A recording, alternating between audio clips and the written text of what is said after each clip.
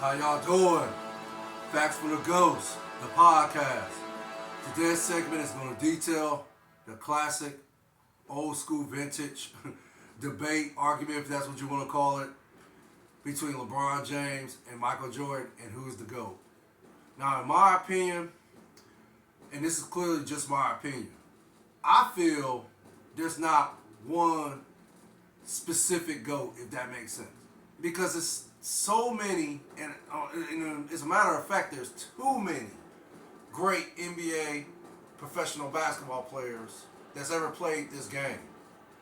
And for me, I can't just pick one. Because, you can go on with the list with Bill Russell, Kareem Abdul-Jabbar, Magic Johnson, Larry Bird, Isaiah Thomas, of course Michael Jordan, Akeem Olajuwon, Shaq, Kobe, LeBron James. I can go on and on and on. What's that? Elgin Baylor. What's that? John Havlicek. What's that other guy? Pistol Pete. Bob Cousy. George Macon. Again, I can go on and on and on with this list. And that was just a few that I can think of right now. But again, this debate between LeBron James and Michael Jordan, in my opinion, it's old. And I like to think for the most part, people know who the GOAT is between LeBron James and Michael Jordan. And it's Michael Jordan. I don't even think it's a debate. Because how you going to pick a guy, and I'm a LeBron James fan, and LeBron is phenomenal. He's great. He's the greatest in this generation of basketball, right? The NBA. He's the greatest. He's the GOAT. Well, I'm not even going to say that far. But he's the best player in this generation, if that makes sense. He's today's generation Michael Jordan, if that makes sense. But that's just clearly speculation on my part, and I like to think other people as well. But you can't debate 6-0 in NBA Finals and 6 MVPs, and that's Michael Jordan. I like to think I know he had numerous of scoring titles and numerous of Defensive Players of the Year awards, right? And Michael Jordan, in my opinion, is the best two guard to ever play in the NBA, period. He's the best two guard. I would give Michael Jordan that much credit. He's the GOAT of two guards. But to say Michael Jordan is the greatest ever done it, I can't go that far because it's so many other great athletes in this game that has accomplished more, or if you want to say equal level as Michael Jordan as far as in the MVPs, the scoring titles. And for crying out loud, Kareem Abdul-Jabbar was the leading scorer in the NBA before LeBron James broke that record. So, basically for me, it's just no debate. Michael Jordan is the GOAT, and LeBron is one of the greatest, as well as Michael Jordan. But when it comes to LeBron James and Michael Jordan, no, Michael Jordan is clearly the better player. And if you want to say skill-wise, okay, yeah, on paper, skill-wise, LeBron James, yeah, he's a way better skill player than Michael Jordan ever was. Because LeBron can guard all 5 positions. He's 6'8". Was he? I think he's 260. Solid, all muscle for the most part, right? He's fast as a dang gazelle. He's strong as an ox. And basically, for the most part, who's going to stop this dude? He's unstoppable going to the basket. Once LeBron James decides to make up in his mind to go to the basket, can't nobody stop him. And until this day, what is he, 38? He's still unstoppable going to the basket. He's still one of the best players in the NBA, if not, top 5 best players in today's NBA.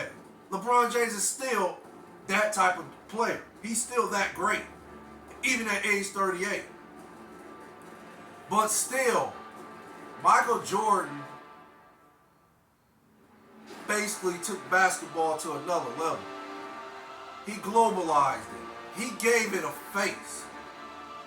When you think of Michael Jordan, what's that? The Gatorade commercial? Like to be like Mike. I want to be like Mike. And then, okay, of course, the old traditional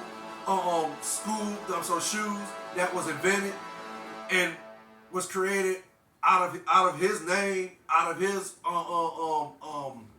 presence, out of his charisma, out of his just his way of just galvanizing a fan base and globalizing the NBA the way Michael Jordan did it, not only with his shoes, but he did it with his play on the court.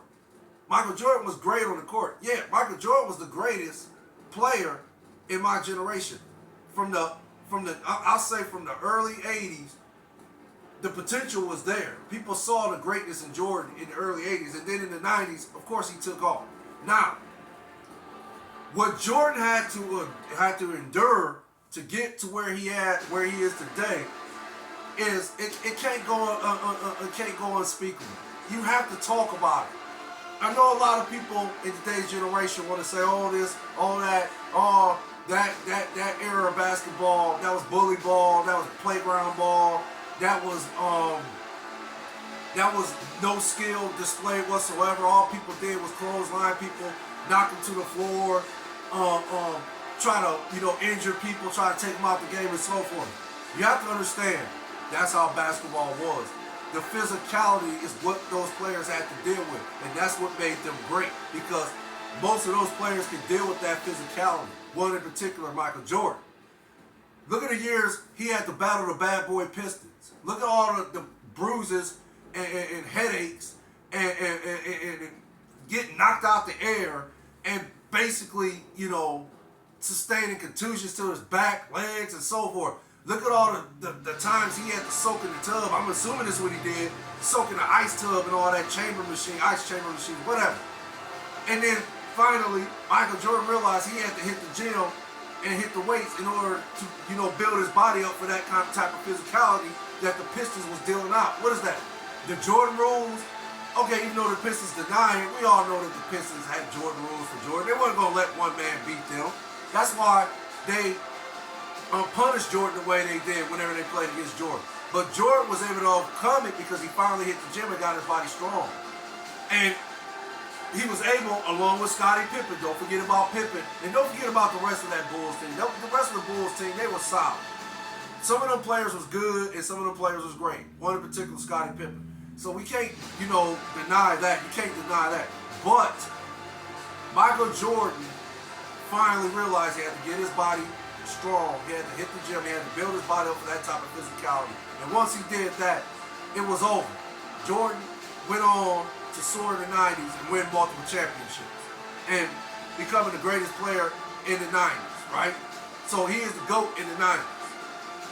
But to say he's the GOAT overall, in my opinion, I can't do that. It's too many great players. And I named those few players prior. But going to LeBron James is what? He's won 4 MVPs, he's won 4 championships, and he's lost 6. So he's also won 4 MVPs in the finals, right? And LeBron, again, he overtook Kareem Abdul-Jabbar for the scoring title. So LeBron is the number 1 scorer in the NBA. Okay, LeBron has a lot of accolades, if not more than Jordan. I could be wrong about that, but still, you cannot deny the fact that the difference between LeBron James and Michael Jordan was that killer whale instinct. It's just that simple. The killer whale instinct is basically what made Jordan such a formidable foe, such a antagonizing foe, such a leery opponent to play against, such a fearful opponent. Like, literally, people were defeated, and I'm not saying all people that played in the 90s, like the Knicks, the Pacers, Utah. I'll throw Utah in it. But I like to think most of the NBA players back then in the early 80s and 90s, they feared Jordan because of that killer whale instinct Jordan had. Jordan was the type of player that he could not stand losing. And he did whatever it took to win. And Jordan would talk about you. He would talk trash. He would hurt your feelings. He didn't care. You could have a bad day, one of the worst days, of your life, and Jordan wouldn't care. Jordan would have no mercy. Jordan would just literally take your heart. I ain't gonna say it, I'll take that back, I'm sorry. Not literally, but what's that? Figuratively, would take your heart out your chest and stomp on it, and then give it back to you, literally with blood. Figuratively with blood all on it, and smile at you while you sitting up there in awe that this dude has snatched your heart out your chest like that, right? Okay, but keep in mind, figuratively, not literally, figuratively. But again, and I'm not even gonna go into the stats, because why should I put up the stats? Do the eye test. The eye test tells you who is the GOAT between Michael Jordan and LeBron James. And it's clearly Michael Jordan. And it's because of the way Jordan played the game in the early 80s and the 90s, and the physicality that was at that level, at its highest level. And through all that, Jordan was still able to rise above it and be the player that he is today. He was able to win 6 championships, win 6 MVPs, and he was able to go 6-0 in the finals. And keep in mind, with the physicality being at the level that it was at that time, at its highest level, he still was able to win 6 championships, 6 MVPs, and go 6-0 in the finals. I think basically that's what shuts the debate down. I think that's where there's no argument at. Because, again, even though LeBron James' skill set is, on paper better than Michael Jordan's, even though LeBron can guard all 5 positions, even though LeBron James was a much more faster, stronger, much more, skilled. Both have IQs that's off the charts. Both their IQs is off the charts. LeBron James, if you want to go person to person, and you want to just look at their personality, okay, LeBron James is a much more friendlier basketball player than Michael Jordan ever was. Michael Jordan didn't care about if you wanted to be friends or not. He didn't care about none of that. All Michael Jordan cared about was destroying you, annihilating you. That's all Michael Jordan cared about, and winning championships. That's all Michael Jordan cared about. LeBron James, and I could be wrong about this, but I'm just doing the eye test. For me watching LeBron James' career, I just basically see a guy who was just nice like that. He was cool. He was cool with being your friend. He was cool working out with you in the off season, and pretty much, showing you all the tricks and the trades of the game, or, just showing you things that you can take into the following season and use against LeBron James, if that makes sense. Again, I could be wrong about that. But, again, for me, I'm not going to throw the stats out. Yeah, LeBron James is great. LeBron James is definitely one of the greatest. LeBron James, so far, is having a phenomenal career. And perhaps LeBron can win